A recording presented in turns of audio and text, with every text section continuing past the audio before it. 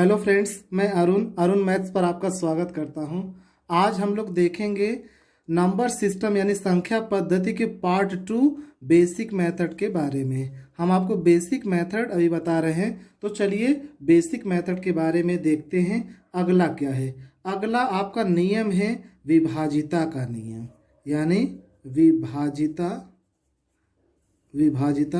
का नियम।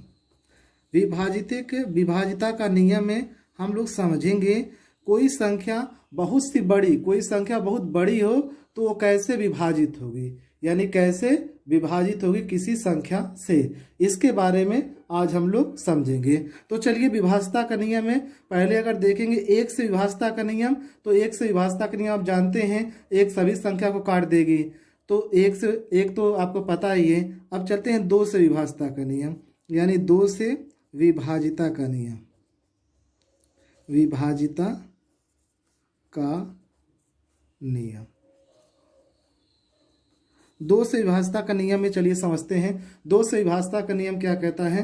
दो से विभाजिता का नियम यह कहता है यदि किसी संख्या की इकाई के स्थान पर जीरो या दो का गुणज हो तो वह संख्या दो से पूरी विभाजित होगी। जैसे में अगर हम लिखें जीरो, ये संख्या है। अब ये संख्या देखिए दो से पूरी कट जाएगी, क्योंकि इसके इकाई के स्थान पर, ये देखिए क्या है, इकाई है, इसके स्थान पर जीरो या फिर दो का गुणज 2 4 6 8, यानी जीरो आए या फिर दो का गुणज आए तो वह संख्या किससे विभाजित होगी? दो से पूरी विभाजित होगी, यानी ये संख्या किससे कटेगी? दो से पूरी विभाजित हो जाएगी। अगला देखते हैं अब तीन से विभाजिता का नियम, यानी तीन से विभाजिता का नियम। विभाजिता का नियम, तीन से विभाजिता का नियम के बारे में समझते हैं। तीन से विभाजिता का नियम क्या कहता है? तीन से विभाजिता का नियम यह कहता है दी गई सभी संख्याओं के अंकों का योग अगर तीन से विभाजित हो जाता है तो वह संख्या तीन से विभाजित मानी जाएगी। जैसे एग्जाम्पल के जरिए हम लोग समझते हैं। अब देखिए ये संख्या तीन से कट रही है कि नहीं कट रही है, यही हमको जानना है। तीन से विभाजिता का नियम क्या कहता है? यदि दी गई संख्याओं के अंकों का योग तीन से विभाजित हो जाता है तो वह संख्या तीन से विभाजित मानी जाएगी। देखिए जोड़िए, 36 9 9 9 18 और 7 2 9, कितना हो गया?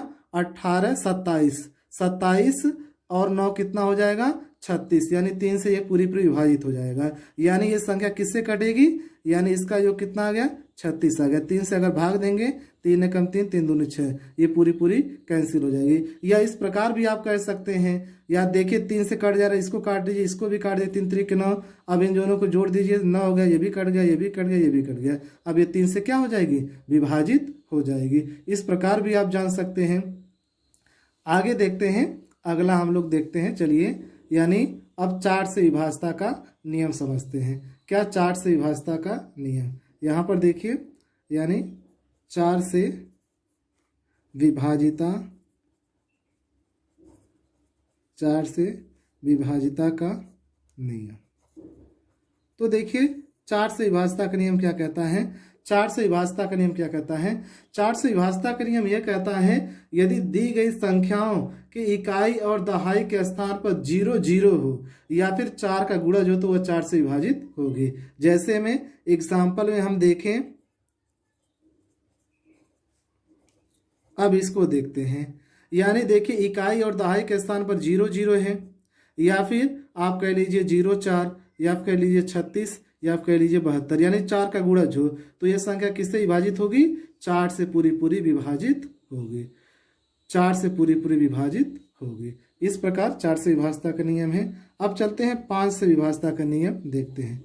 5 से विभाजिता का नियम। 5 से विभाजिता का नियम समझते हैं। 5 से विभाजिता का नियम क्या कहता है? 5 से विभाजिता का नियम यह कहता है यदि दी हुई संख्या के इकाई के स्थान पर 0 या 5 हो तो वह संख्या किससे विभाजित होगी? 5 से। जैसे में देखिए जीरो है, जीरो है, या फिर इसके स्थान पर क्या हो, 5 हो, तो ये संख्या किससे विभाजित हो जाएगी, 5 से पूरी पूरी विभाजित मानी जाएगी। अब आगे बढ़ते हैं। अब देखते हैं 6 से विभाजिता का नियम, 6 से विभाजिता का नियम, विभाजिता का नियम। अगर 6 से विभाजिता का नियम की बात करें तो 6 का फैक्टर कीजिए। 6 का फैक्टर क्या होता है, 2 गुणे 3। जो संख्या 2 से विभाजित होती है और जो संख्या 3 से विभाजित होती है वह संख्या किससे विभाजित होगी, 6 से भी विभाजित होगी। जैसे में अगर हम लोग देखें,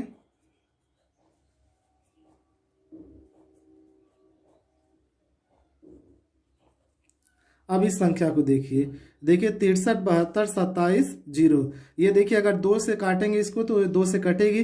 2 से विभाजिता का नियम क्या होता है, यदि इकाई के स्थान पर 0 या सम संख्या है तो 2 से कट जाएंगी।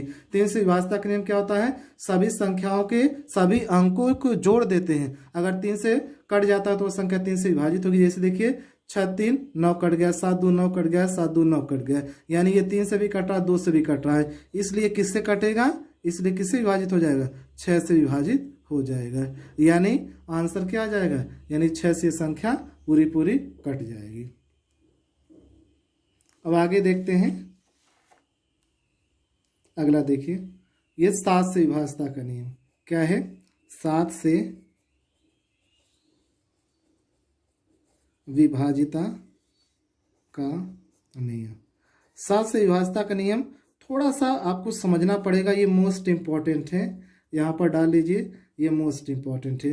7 से विभाजिता का नियम है, पहले ए पॉइंट देखिए, ध्यान से सुनिए। यदि किसी संख्या को लगातार हम 6 बार लिखते हैं, यदि किसी संख्या को लगातार हम 6 बार लिखते हैं तो वह संख्या 3, 7, 11, 13 और 37 से पूरी पूरी विभाजित होगी। यदि किसी संख्या को हम 6 बार लगातार लिखते, देखिए 6 को लिख लीजिए या फिर 8 को लिख लीजिए, कितनी बार लिखेंगे, 6 बार लिखेंगे, ये याद रखिएगा, या फिर 4 को लिख लीजिए। देखिए यानी इनको अगर आप 3 से काटेंगे फिर भी कटेगा, 7 से भी कटेगा, 11 से भी कटेगा, 13 से भी कटेगा और 37 से भी पूरी पूरी तरह से विभाजित हो जाएगा। तो इस प्रकार से इसको हम लोग जानेंगे। यानी किसी संख्या को लगातार 6 बार लिखते हैं तो वह 3, 7, 11, 13 और 37 से पूरी पूरी विभाजित होगी। अब इसी में बी पॉइंट लिखते हैं, किसी संख्या को लगातार अगर 3 बार लिखते हैं तो वह 3 और 37 से पूरी पूरी विभाजित होगी। 3 और 37 से, जैसे मान लीजिए 3 बार लिखिए, 6 को 3 बार लिखते हैं, 3 से काटेंगे, देखिए कट जाएगा। अगर 7 को 3 बार लिखते हैं तो 3 से भी कट जाएगा और 37 से भी कट जाएगा। यानी ये किससे विभाजिता का नियम है, 7 से विभाजिता का नियम है। और ये मोस्ट इंपॉर्टेंट है, इसको ध्यान में रखिएगा, पेपर में यही पूछता है 7 से विभाजिता का नियम, ये बताइए कौन सी संख्या 7 से नहीं कटेगी। तो ऑप्शन में ये दे देगा और एक कोई ऑप्शन दूसरा दे देगा, तो आपको चूज करना पड़ेगा। अब अगला देखते हैं, आठवां देखते हैं, 8वां क्या कह रहा है, 8वां के बारे में समझते हैं।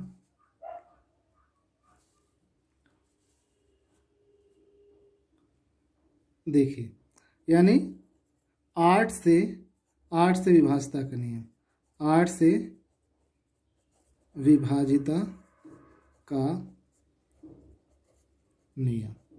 8 से विभाजिता का नियम क्या कहता है, 8 से विभाजिता का नियम यह कहता है यदि इकाई, दहाई और सैकड़ा के स्थान पर 0 0 0 या फिर 8 का गुणा जो तो वह संख्या 8 से विभाजित मानी जाएगी। जैसे में अगर हम लिखें, देखिए 0 0 हो गया, या फिर 8 का गुणज हो, यानी 512 8 से कटेगा, 0 0 0 3 बार हो, यह संख्या किससे कटेगी, यह संख्या 8 से विभाजित होगी। अब आगे देखते हैं 9 से विभाजिता का नियम, 9 से विभाजिता का नियम, 9 से विभाजिता का नियम। 9 से विभाजिता का नियम में चलिए हम समझते हैं। 9 से विभाजिता का नियम क्या कहता है, यदि किसी संख्या को यदि दी हुई संख्याओं के अंकों का योग 9 से कट जाता है तो वह 9 से विभाजित माना जाएगा। यानी 9 से विभाजित या फिर 3 से विभाजिता का नियम जानते हैं, वही है सेम टू सेम। यदि किसी संख्या के अंकों का योग 9 से कट जाता है वह संख्या 9 से विभाजित मानी जाएगी। जैसे देखिए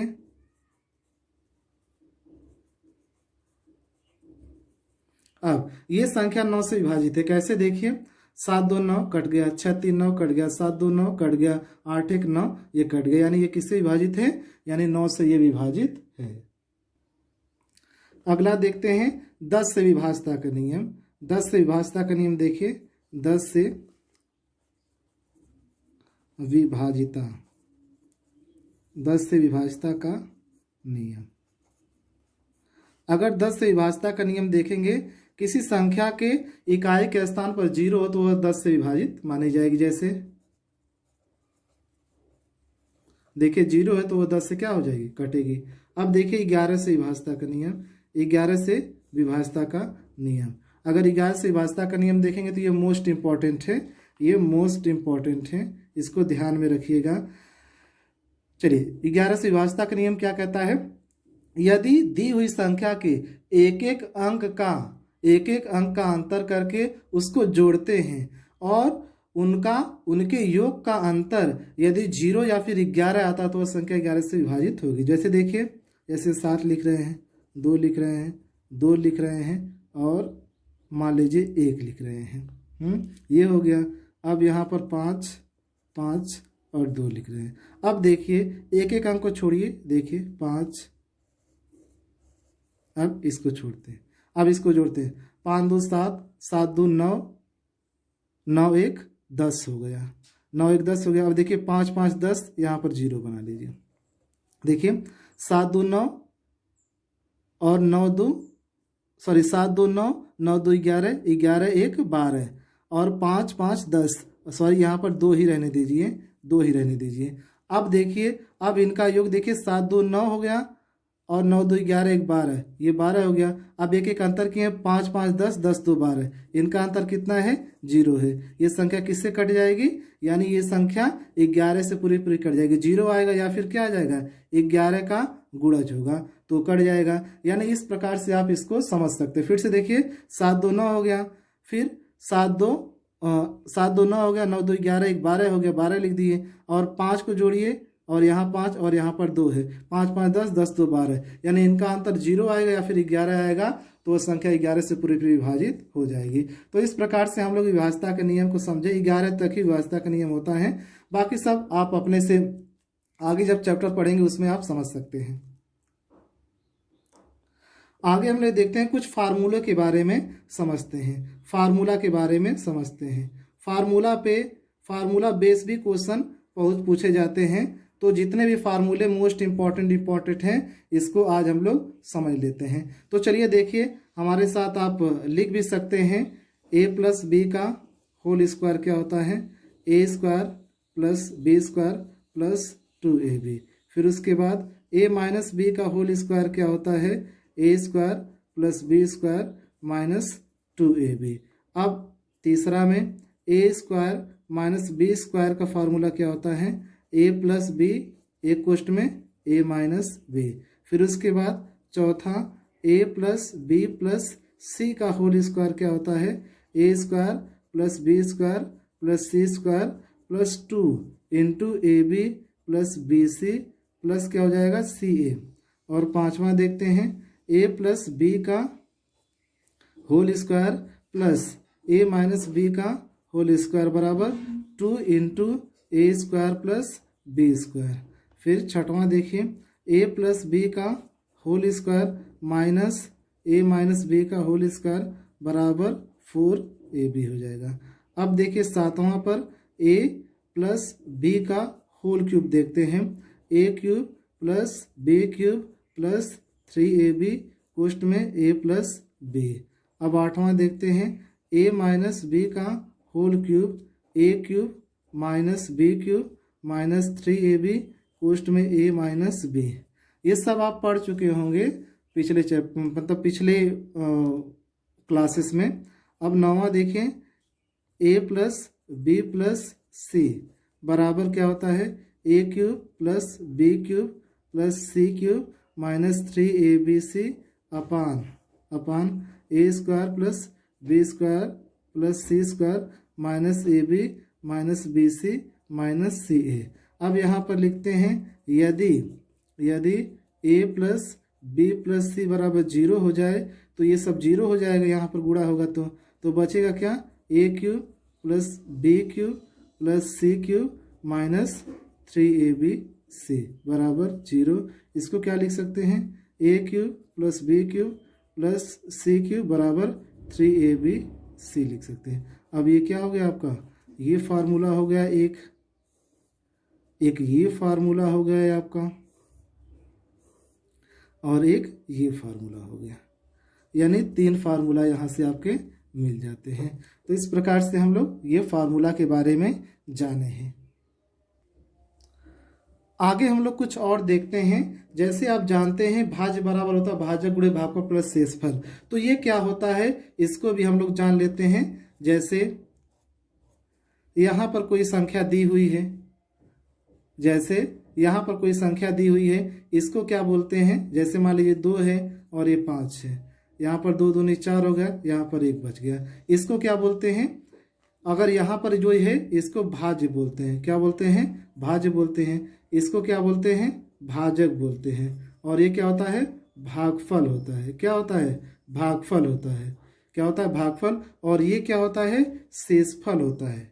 शेषफल होता है। इस प्रकार के भी क्वेश्चन पूछे जाते हैं। इसका फार्मूला एक है भाज्य, भाज्य बराबर क्या होता है, भाजक, भाजक गुणे भागफल, गुणे भागफल प्लस क्या होता है, प्लस शेषफल होता है।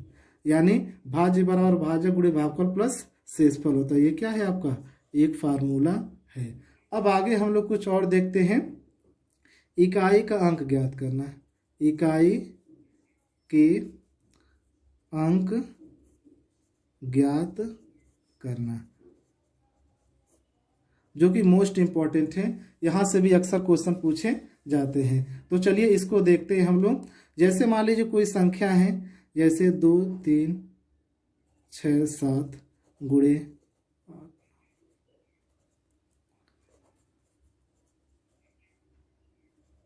अब इसका इकाई का अंक ज्ञात करना है। तो कैसे ज्ञात करेंगे, जब भी इकाई का अंक क्या होता है, 7 है, 5 है, 8 है, अगर इसके इकाई का अंक ज्ञात करना है तो जो अंतिम अंक है सभी को आपस में गुणा कर दीजिए, वही आंसर हो जाए। देखिए 7 5 35, कितना है, 5 आया।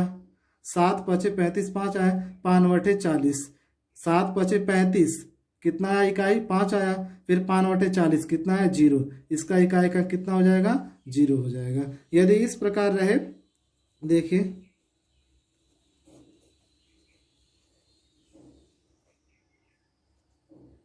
अगर इस प्रकार रहे तो हम क्या करते हैं, 4 से इन दोनों घात में गुणा करते हैं, 4 से दोनों में भाग देते हैं। अगर 4 से भाग दीजिए, जो शेषफल आएगा इसके जो इस पर है इकाई का अंक उस पर चढ़ा दीजिएगा। यानी अगर भाग देंगे, 4 से विभाज्यता का नियम क्या होता है, इकाई और दहाई में 4 से भाग देते हैं, भाग दीजिए। 4 से अगर भाग देते हो तो शेषफल कितना आएगा, 1 आएगा।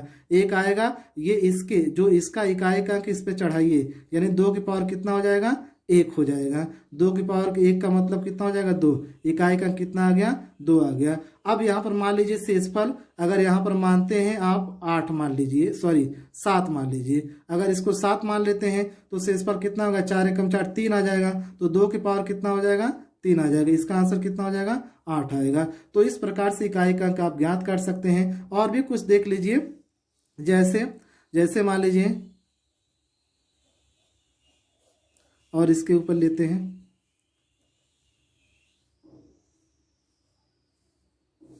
अब इसको देखिए। अब देखिए इकाई का अंक, या यहाँ पर 4 से विभाज्यता का नियम क्या होगा। अब इसको 4 से काटे, 4 एकम 4 कैंसिल हो गया, और 4 एकम 4 कितना बचा, शेष 2 बचा। तो 3 के पावर, यानी इसके पावर कितना कर दीजिए, 2 कर दीजिए। तो 3 तरीके कितना हो जाएगा, 9 हो जाएगा। कितना हो जाएगा, 9 हो जाएगा। तो इस प्रकार से आप इसको भी ज्ञात कर सकते हैं। और एक रूल और एक नियम है, मान लीजिए कट जाता है, जैसे देखिए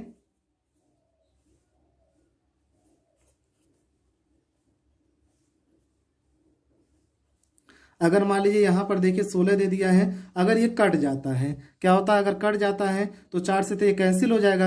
अगर 4 से कट जाता है तो 4 चौको 16 कट गया, तो 3 के पावर डायरेक्ट 4 हो जाएगा। क्या हो जाएगा, 3 के पावर डायरेक्ट 4 हो जाएगा। तो गुणा कर दीजिए, देखिए 3 तरीके 9, 9 का स्क्वायर कितना हो जाएगा, 81। 81 आ गया, इकाई का कितना आ गया, 1 आ गया। तो इस प्रकार से आप इकाई का अंक ज्ञात कर सकते हैं, बहुत ही आसानी से, कोई समस्या आपको नहीं होगी। क्या देखना है आपको, जो घात रहती है उसमें आपको 4 से भाग देना है, जो शेष बचेगा उसको उसको इसके इकाई के ऊपर चढ़ा देना है और उसको आप गुणा कर दीजिए, वही आंसर आ गया आपका। अगर 4 से कैंसिल हो जाता है तो उसके पावर कितना हो जाएगा, 4 हो जाएगा। जब 4 हो जाएगा उसका गुणा कर दीजिएगा, जो इकाई का स्थान पर आएगा वही क्या हो जाएगा, मान हो जाएगा। केवल आपको यही मेथड यूज करना है, इसके अलावा कोई भी मेथड आपको यूज नहीं करना, आपके क्वेश्चन आसानी से सॉल्व हो जाएंगे। तो वीडियो देखने के लिए धन्यवाद।